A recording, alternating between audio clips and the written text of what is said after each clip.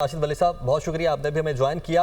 आज जो DGISPR ने प्रेस कॉन्फ्रेंस की है, कैसे एनालाइज करेंगे इस प्रेस कॉन्फ्रेंस को?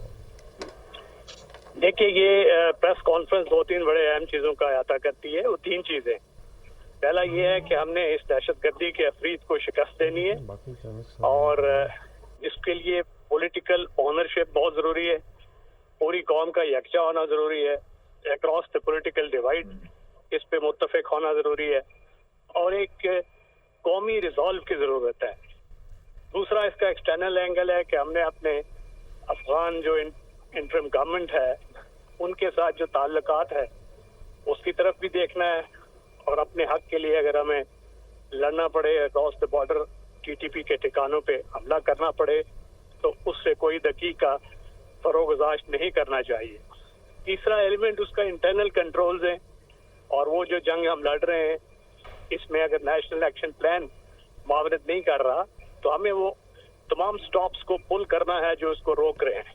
क्रिमिनल जस्टिस सिस्टम की मॉडिफिकेशन है, एक्सट्रीमिज्म को फरोग देने वाली नर्सरियां उनका रजिस्टर होना जरूरी है, दहशतगर्दी से लड़ने वाला जो ऑपरेटर्स है उसके कोऑर्डिनेशन, उसका जो निज़ाम, उसकी जो CTD है ऑपरेटर्स की स्ट्रेंथ है उसको बढ़ाना।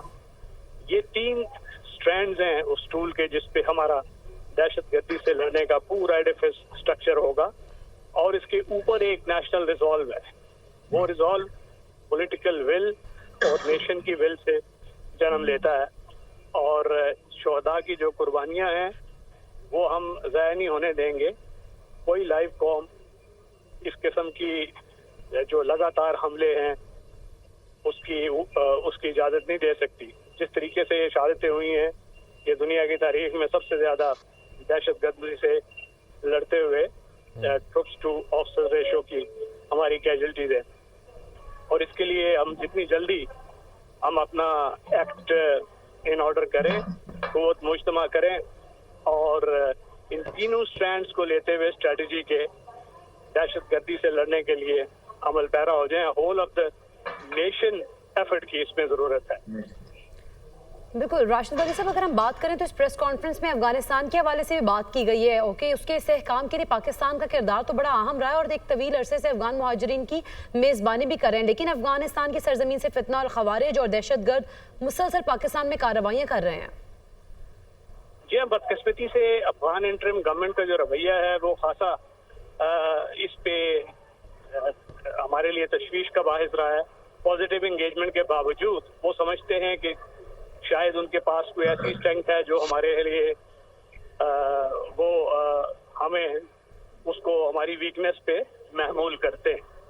तो बदकिस्मती से इस किस्म के रवैये का सामना एक रिजॉल्व के जरिए किया जा सकता है।